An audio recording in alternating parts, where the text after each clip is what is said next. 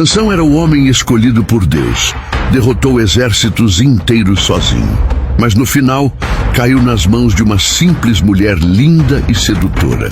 Enquanto dormia em seu colo, cortou suas tranças, que era o segredo de sua força, e entregou Sansão aos inimigos mortais. Mas o que realmente levou Dalila a traí-lo? Foi ganância? Medo? Ou algo ainda mais sombrio? Esta é a história do maior herói de Israel, que em um momento de fraqueza perdeu tudo. E tudo começou em uma época de trevas para Israel, quando o peso da opressão filisteia parecia insuportável. Os filisteus eram um inimigo implacável. Suas tropas invadiam aldeias, saqueavam colheitas e espalhavam terror. No meio desse caos, surgiu um homem que parecia invencível: Sansão. Ele era mais do que um guerreiro, mais do que um homem comum. Sansão era uma lenda viva, temido pelos filisteus e reverenciado pelos israelitas. Desde antes de nascer, Sansão já era parte de um plano muito maior. Sua história começou em um momento de profunda tristeza para sua família. Manoá, seu pai, e sua esposa, uma mulher sem nome mencionado, viviam com o peso da esterilidade. Eles não tinham filhos, e naquela época isso era visto quase como uma maldição. As orações fervorosas de Manoá, pedindo um herdeiro, pareciam não ter resposta. Até que em um dia comum, o extraordinário aconteceu. E mulher estava no campo, talvez cuidando de suas tarefas diárias, quando um homem de aparência incomum apareceu diante dela.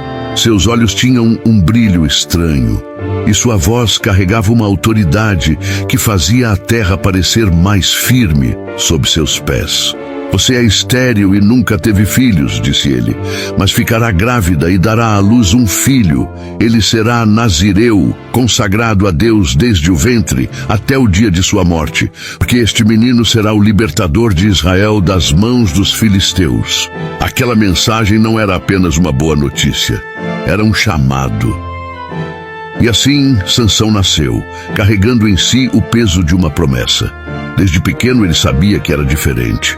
Outras crianças podiam correr livres, mas ele tinha regras. Outras podiam cortar os cabelos, mas os dele cresciam como um lembrete constante de que sua vida não era sua. Ele não era apenas um menino, era um escolhido. Mas com essa escolha vinha um fardo. A responsabilidade de carregar nos ombros não apenas sua própria vida, mas o destino de todo o povo de Israel. Deus o havia consagrado como um libertador, um homem destinado a enfrentar os filisteus, os opressores brutais que haviam tomado Israel. O voto de Nazireu não era apenas uma regra, mas um símbolo de sua conexão direta com Deus. Seu cabelo, que nunca deveria ser cortado, era um sinal visível de sua aliança. Cada fio que crescia era um lembrete de que sua vida não era sua, mas de Deus. E enquanto permanecesse fiel, Sansão seria invencível. Mas romper essa aliança significaria mais do que perder a força. Significaria perder a conexão com o propósito para o qual ele havia sido chamado. Crescendo, Sansão rapidamente se destacou. Ele era imenso, com braços que pareciam troncos de árvores e olhos penetrantes. Mas o que o tornava especial não era apenas seu físico, era a força que vinha de Deus. Uma força que ele usava para proteger Israel e enfrentar os filisteus. Houve um dia em que Sansão sozinho encarou o impossível. 1000 filisteus armados até os dentes cercavam-no em campo aberto. O chão tremia sob o peso de suas botas e o brilho das lâminas refletia o sol escaldante. Eles riam, confiantes de que sua superioridade numérica seria suficiente para esmagar o homem que ousara desafiá-los tantas vezes. Mas Sansão não recuou. Seus olhos, ardendo com uma determinação feroz, varreram o campo. Ao seu redor não havia armas, apenas o que parecia ser uma mandíbula de jumento largada no chão seco. Ele a pegou, sentindo o peso da peça rústica em suas mãos, e então, sem medo, avançou contra o exército inteiro. O primeiro golpe foi devastador, esmagando o capacete de um soldado e derrubando-o no chão, como um saco vazio.